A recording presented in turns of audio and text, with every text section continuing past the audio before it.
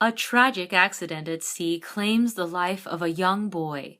A furious community throws the blame on a sharp-edged fisherman. And that's just the beginning of Peter Grimes, this month's opera.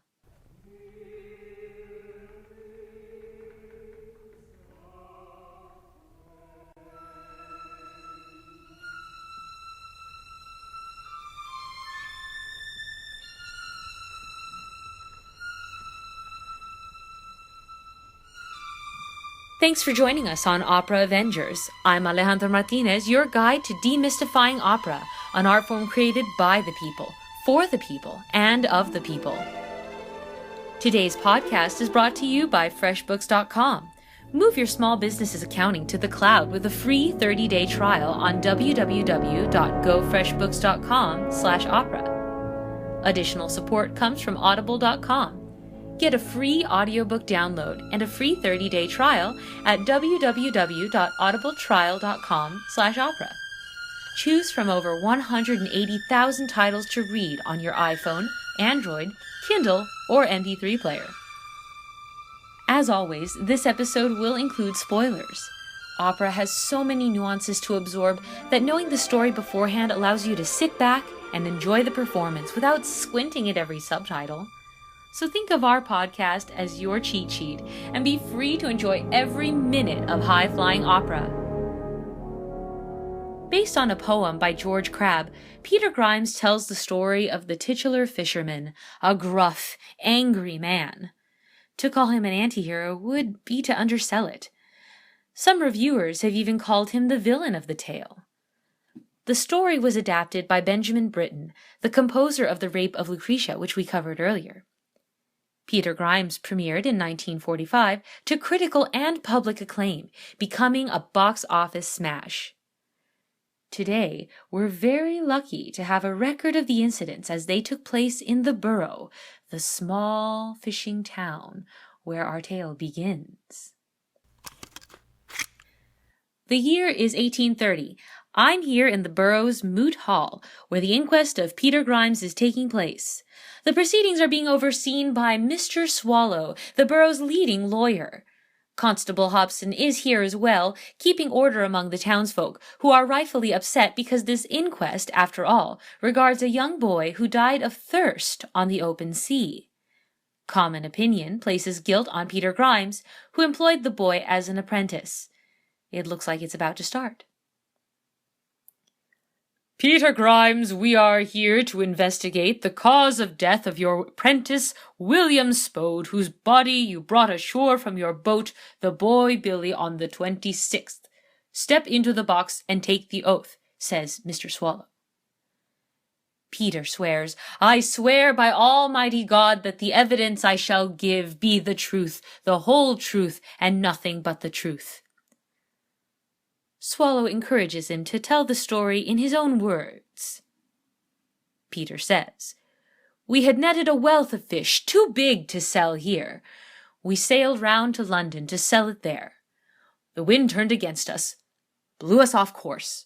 We ran out of drinking water. We were at sea for 3 days. I found him dying there among the fish. I threw them all overboard and set sail for home. You mean you threw the fish overboard, Mr. Swallow says. I have looked at your record and found something perhaps in your favor. I see you rescued the boy from drowning in the March storms. Our verdict is that William Spode, your apprentice, died in accidental circumstances. Peter Grimes, have you anything else to say? No? Then I have. I here advise you, do not get another boy apprentice. Hire a fisherman, big enough to stand up for himself. Your Honor, like every other fisherman, I have to hire an apprentice. I must have help. Then, if you must have a boy, get a woman to help look after him. That's what I want, but not yet, Peter says. Very well. Stand down. Clear the court. Stand down. Well, the townspeople are furious, while the newly acquitted Peter Grimes is quietly meeting with his lady friend, Ellen Orford. Peter, come away. The gossip never stops, and by your association with me, nosy fools will name you an outlaw too, Ellen. Peter, we shall restore your name. There will be new voyages to go on. Life will be kind. Peter says, your voice and your touch are a soothing balm. Ellen says, come away. We deserve to rest. It's been a few days since the inquest of Peter Grimes. The workday has ended, and the people of the borough are cutting loose. Those fishermen who aren't going home to their wives are flocking to the popular pub The Boar, run by the affectionately nicknamed Auntie. Hey, give us a hand, Peter cries. Peter Grimes's ship has just arrived at the docks. He's having trouble bringing it in all by himself. Hey, somebody, haul the boat! Haul it yourself, Grimes. A cold reception. The townsfolk still blame him for the death of his apprentice. Oh, Grimes is getting help from the town apothecary, Ned Keene, and retired Captain Balstrode. I don't know if you can hear, but Ned has found a new boy apprentice for Grimes. Now they're trying to find a carrier to fetch the apprentice, but no one seems to want to do it. I'll go. I'll mind the boy, says Ellen Orford. Late at night, he'll be afraid and confused. He'll need a welcome on the road. I don't care what anyone says. Yes, I am helping Peter Grimes, but if this makes me an accomplice, then let those among you without fault cast the first stone. Well, that settles that. Ellen Orford will fetch the new apprentice. Uh-oh. It looks like a storm is coming.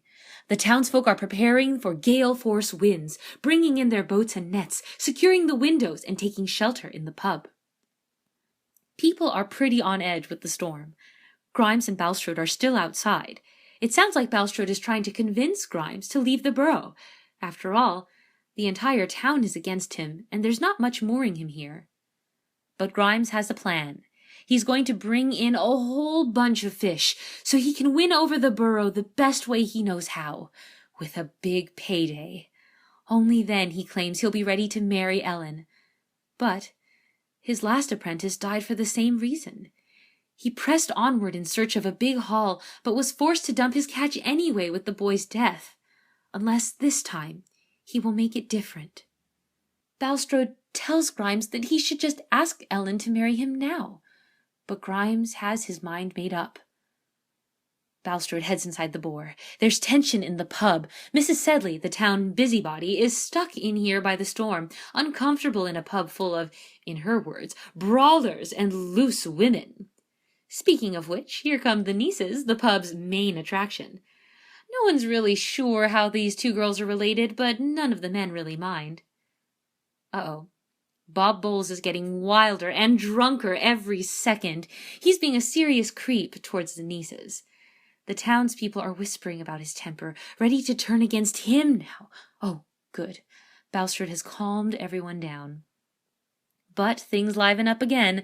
Peter Grimes has just stormed inside the pub, I guess awaiting his new apprentice in here. He's wet, bedraggled, a mess. People are gossiping. Oh, Mrs. Sedley just fainted. Wait, it seems Peter's saying something.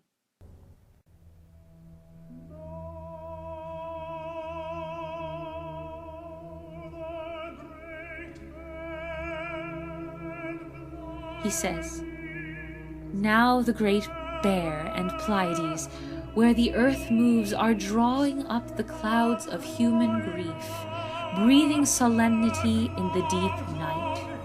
Who can decipher in storm or starlight the written character of a friendly fate, as the sky turns, a world for us to change? But if the horoscope's bewildering like a flashing turmoil of a shoal of herring, who can turn the skies back and begin again?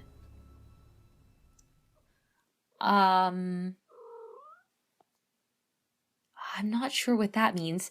It's hard to tell if he's drunk or just insane. Oh, Ellen has just arrived with the boy, who I believe is named John. He seems to be mute. Ellen and the boy are soaked from the storm and chilled to the bone, but Grimes is ready, already, to take John home. Ellen asks for a chance to warm up, but Grimes drags the boy home through the storm. Let's take a quick break. For those entrepreneurs in our audience, FreshBooks is offering a 30-day free trial to try out their service. FreshBooks provides a new, easier way to send invoices, chart your expenses, and save it all to the cloud. To try FreshBooks free for 30 days, just go to www.freshbooks.com/opera. And for our bibliophiles, Audible.com is offering a free audiobook download, in addition to a free 30-day trial to test out their library of 180,000 books, including The Girl on the Train, now a movie in theaters. To download your free audiobook, go to www.audibletrial.com/opera. Again, that's audibletrial.com/opera for your free audiobook. And we're back. It has been a few weeks since Grimes began with his new apprentice. It's a Sunday morning and most of the borough is at church. Ellen is spending the day with John, getting to know him and providing a comforting presence that Grimes simply can't. Your coat is torn, John. Was that done before you came? No, that was done recently. What is that on your neck, John? What are you trying to hide? A bruise? Well, it's begun. Come, boy, I've seen a shoal. I need your help. If that were so, then all the boats would be launching, and not only yours, Ellen protests. I can see the shoals the others can't. Give the boy a rest. Today is Sunday. You and John have fished all week, night and day without break. He works for me. He's mine. He'll work when I say, come, boy. Peter, tell me one thing. Be honest. Where did the boy get that ugly bruise? How should I know? Peter, it's starting all over again. Maybe you shouldn't bury yourself in your work. Maybe you and I don't belong. Don't say that, Peter says. You are my only hope. If you take it away, what's left? You cannot buy the respect of the borough, Ellen says. You and I were mistaken to have dreamed. We failed, Peter. We failed. Grimes has slapped Ellen. John has fled, and Grimes is running after him. Some of the townsfolk were watching from afar. They're gossiping about their suspicions and that Grimes is mistreating the boy. Uh-oh. It looks like the men are forming a mob. They can only be heading for Grimes' hut. I'll have to get there first.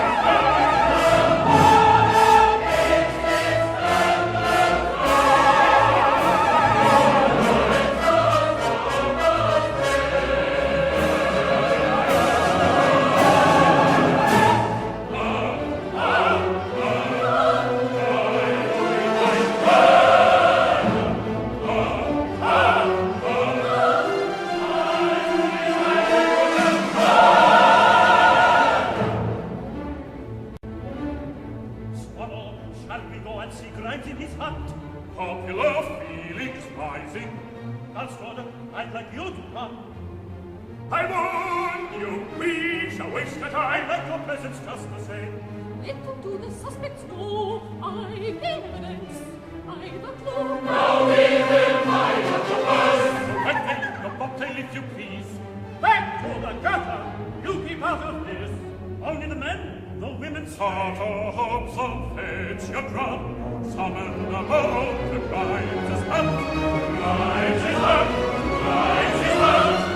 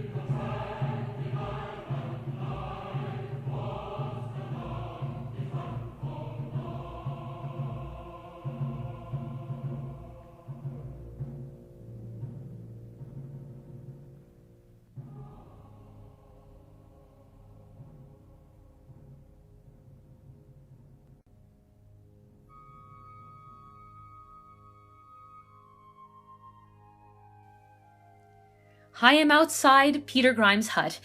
Grimes is in a towering rage, rushing John to change into his fishing gear. It sounds like Grimes is talking to himself. It's hard to understand what he's saying. He sounds guilty about his last apprentice. The mob is coming over the hill. Grimes sees them. Oh no, he's yelling at John. He thinks he's responsible for the mob, accusing him of gossiping with Ellen. But I don't know if John even can talk. Grimes is ordering John to get to the boat by climbing down the mountain. Oh my God.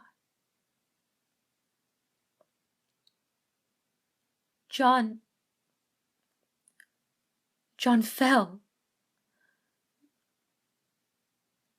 into the sea.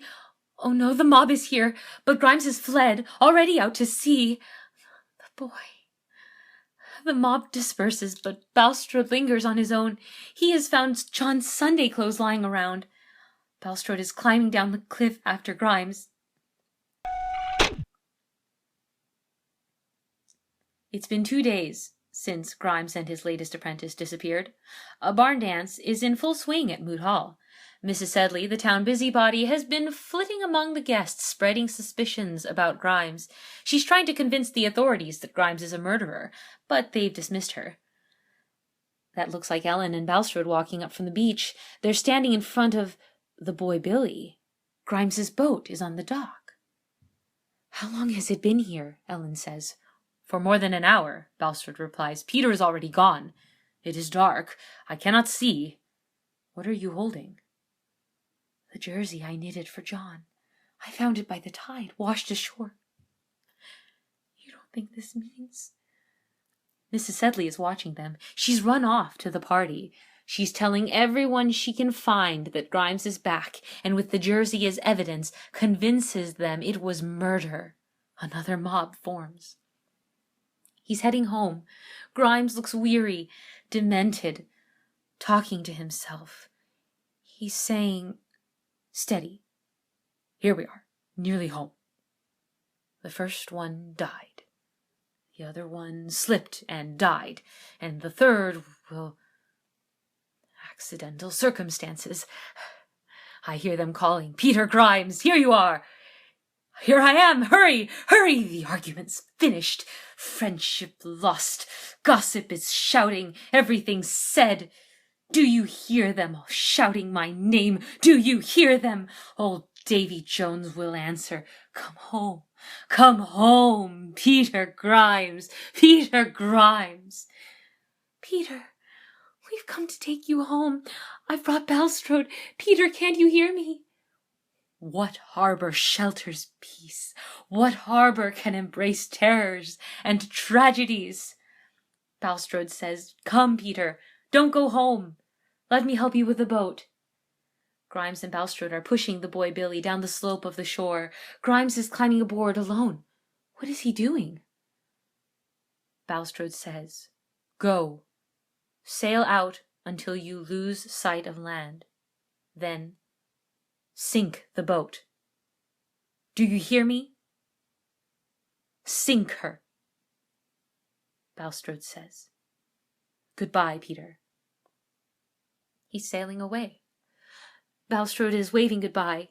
Where is he going? Leading Ellen away. Dawn has broken. The people of the borough awaken and go about their day as usual.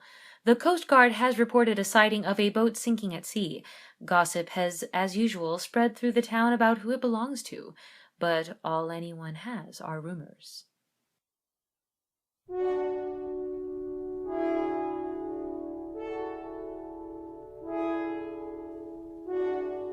So the story ends, of one man condemned by his society, a society so addicted to being outraged that they're willing to jump to conclusions to justify their attention.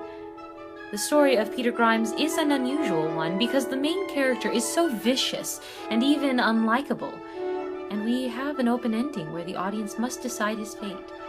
Did Grimes sink the boat to kill himself? Did he fake his death? Was that even his boat, and did he finally leave the borough? And of course, was Grimes ultimately responsible for those deaths? Due to the complex character of Grimes, it's fitting that Benjamin Britten invites us to draw whatever conclusion we see fit. Whether he's an anti-hero or protagonist, or even a villain, it's up to you. The best works of art force us to decide which questions to ask and think about the answers. So, how do you interpret Peter Grimes? Until next month, I'm Alejandra Martinez. Thank you for listening. Opera Avengers is a production of the Great Lakes Light Opera, an organization based out of Cleveland, Ohio, dedicated to bringing opera and all local musical arts to everyone. Want to learn more? Visit us at greatlakeslightopera.com. Want to help out? Check our donation page, or email us at megan@greatlakeslightopera.com. Oh, and let us know what you'd like to hear next.